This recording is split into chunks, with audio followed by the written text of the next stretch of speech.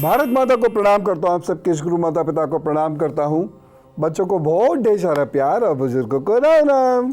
आज एक बहुत खास बात मैं आपसे करना चाहता हूँ। भोजन की कुछ चीज़ें दुर्भाग्य को बढ़ावा देती हैं और ना आप मेरी बात मानो, आजमा लेना। और जब मैं आपको वह बताऊंगा तो आपको खुद समझ में आएगा कि हाँ ऐसा तो है।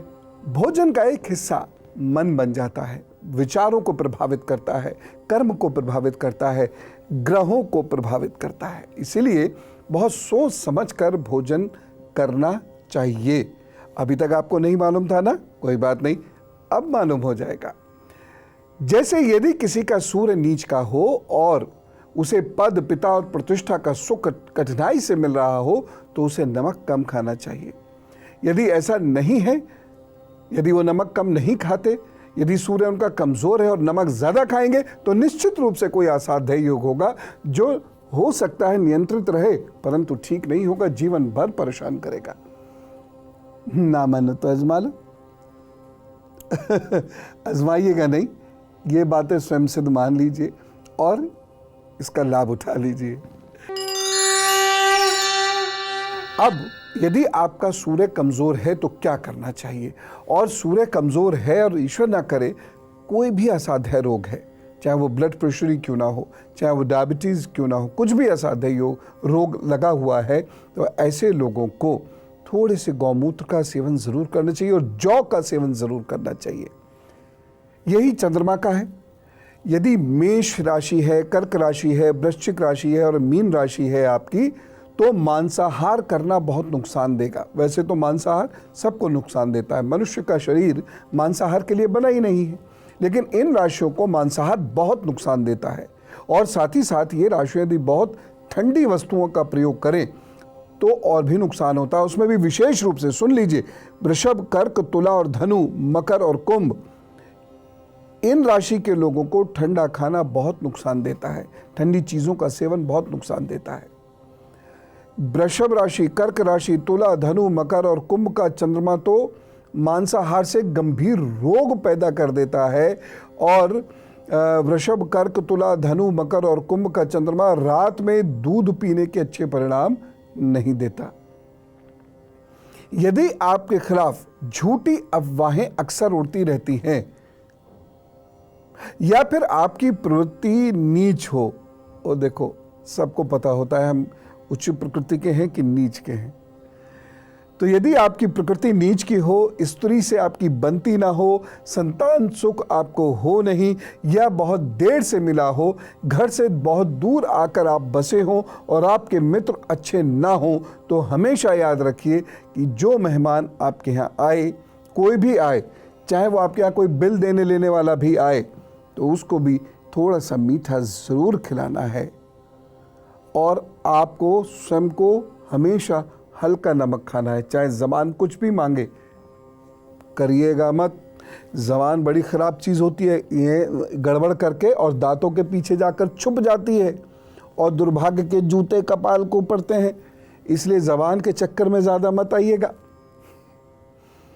गरिष्ठ और मांसाहार भोजन ऐसे लोगों को नहीं करना है, अन्यथा जीवन बहुत कष्ट से गुजरेगा। अगर बृहस्पति शुभ है तो अच्छा होगा, सामान्यतः आपकी जिंदगी में बहुत अच्छा होगा, परंतु ऐसा व्यक्ति यदि साधु की तरह भोजन करे तो वह बहुत सम्मान पाएगा और भोगी की तरह भोजन करेगा तो एक दिन उसका सब कुछ चला जाएगा, उसके ज्ञान का भी वह उपयोग नहीं कर पाएगा, बीमार भी रहेगा। एक चीज और सुनिए, अधिक राई, खटाई और मिठाई, राई, खटाई, मिठाई, यह तीनों चीजें अधिक लेने पर शनि और राहु खराब हो जाते हैं। उड़द और बीज वाले फल तथा बेल पर लगने वाले फल मंगल और केतु को कमजोर करते हैं, इसलिए इनका सेवन सीमित, ऐसा नहीं सुबह से रात तक इनका सेवन करें। और यदि आपके मंगल और केतु कमजोर हैं तो इन फलों का दान करें और इनको कम खाएं। बृहस्पति जीवन बढ़िया जीने के लिए, लोगों से प्रतिष्ठा, आशीर्वाद आदि प्राप्त करने के लिए बेहद आवश्यक है। अगर कमजोर है तो क्या करें? पहले मैं आपको समझाता हूं बृहस्पति कमजोर कब हो रहा है या कब होता है और फिर भोजन से इसे कैसे मजबूत किया जा सकता है, चलिए सीखिए। अब आप ये देखिए कि हम बृहस्पति को कमजोर कब कहेंगे और किस तरीके से उसको खाने से मजबूत करेंगे। देखिए, अगर यहाँ से यहाँ के बीच में कहीं भी तिल आ जाता है तो यह अच्छी स्थिति नहीं है। हो सकता है आप में बहुत ज्ञान हो, लेकिन वो ज्ञान स्पॉइल हो जाएगा। एक और चीज़ मैं आपको बताना चाहता हूँ कि अगर ये बृहस्पति की ये 3 पोर है ना, यह वाली पोर इस तरीके से यहाँ झुक जाती है, ये बिल्कुल जैसे ऐसे ही उंगली है ना, ऐसे कर कर अगर ये झुक जाती है शनि की तरफ, तो इसका अर्थ अच्छा नहीं है। इसका मतलब ये है कि संघर्ष जीवन में बहुत ज़्यादा होगा और आपको बहुत मेहनत करके एक एक कदम चलने का मौका मिलेगा, और जब 4 कदम पूरे हो जाएंगे तो फिर 1 कदम पीछे आ जाएंगे। और ऐसे व्यक्ति की कला बहुत होती है, ऐसे व्यक्ति को मित्र बहुत अच्छे नहीं मिल पाते, और साथ ही साथ पेट की बड़ी भारी दिक्कत रहती है, या तो वात की दिक्कत होगी या तो फिर पित्त की दिक्कत होगी। यहाँ पर अगर ऐसे बहुत सारी लाइनें आपकी खड़ी हो रही हों तो भी कफ की परेशानी से ऐसा व्यक्ति बहुत मुश्किल में फंसता रहता है। इस चक्कर में तेज गति से चलना मुश्किल हो जाता है, उसका भागना दौड़ना मुश्किल हो जाता है, ज़ोर से जोश के साथ बोलना मुश्किल हो जाता है। ये ध्यान रखने की बात है।